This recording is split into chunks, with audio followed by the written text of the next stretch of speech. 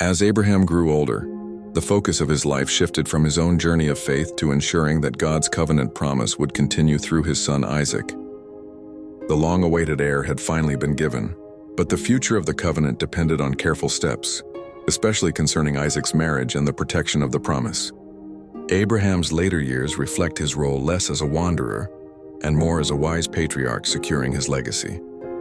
The death of Sarah, Genesis 23. Sarah, Abraham's beloved wife and partner through decades of waiting and wandering, lived 127 years before passing away at Hebron. Her death grieved Abraham deeply. The text describes his mourning and then his careful negotiation with the Hittites for a burial site.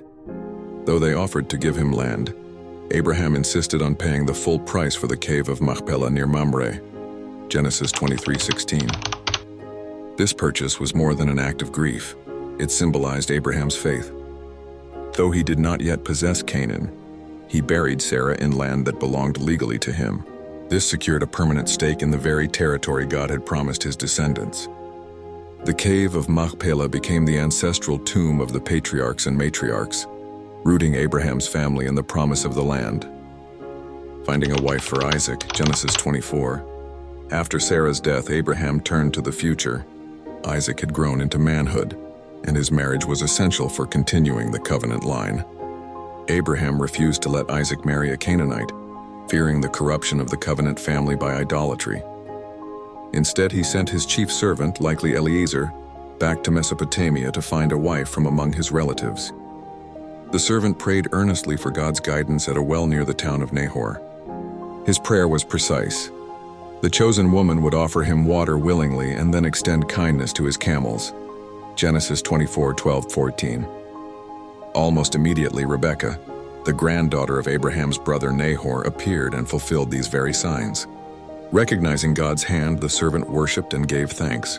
Rebekah agreed with faith and courage to leave her home and journey to Canaan. When she arrived, Isaac welcomed her, taking her into Sarah's tent, and she became his wife. Genesis 24:67. The text notes that Isaac loved her and was comforted after the loss of his mother. This marriage confirmed that God's covenant line would continue. Abraham's other descendants, Genesis 25:1-6.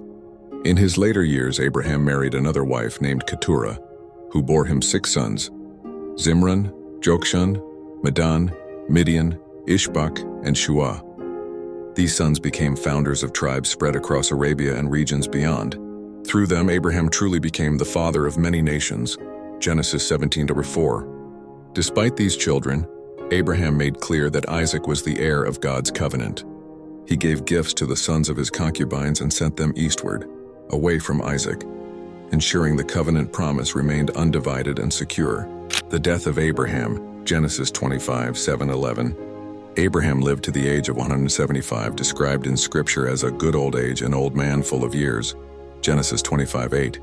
He passed away peacefully, the friend of God whose journey of faith had shaped history. In a final act of reconciliation, both Isaac and Ishmael joined together to bury their father in the cave of Machpelah beside Sarah. The two estranged sons stood side by side, honoring the man whose life united them, though their destinies diverged. After Abraham's death, Genesis notes, God blessed Isaac his son, 25:11. The torch of covenant blessing had now passed fully into Isaac's hands. Abraham's own story had ended, but the promises of God remained alive and unfolding. Abraham's lasting legacy. Even in death, Abraham's life pointed beyond himself. He lived as a sojourner, owning little more than a burial cave, yet by faith he beheld God's promises far beyond his lifetime. His trust made him a model for all generations. Later writings emphasized his unique role. In Romans 4, Paul described Abraham's faith as the pattern by which all people, Jew or Gentile, are justified.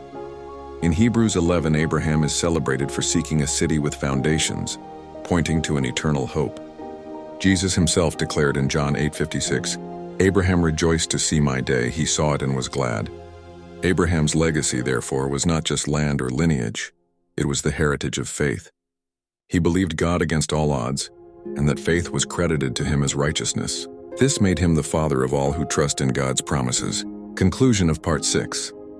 Part 3 of Abraham's story shows a transition from personal struggle to generational legacy. He buried Sarah in the Promised Land, secured Rebekah as Isaac's wife, fathered nations through Keturah, and finally rested in faith at 175 years old. He held to God's promises without ever seeing their full fulfillment, laying a foundation for the covenant that would define Israel and ultimately point to Christ.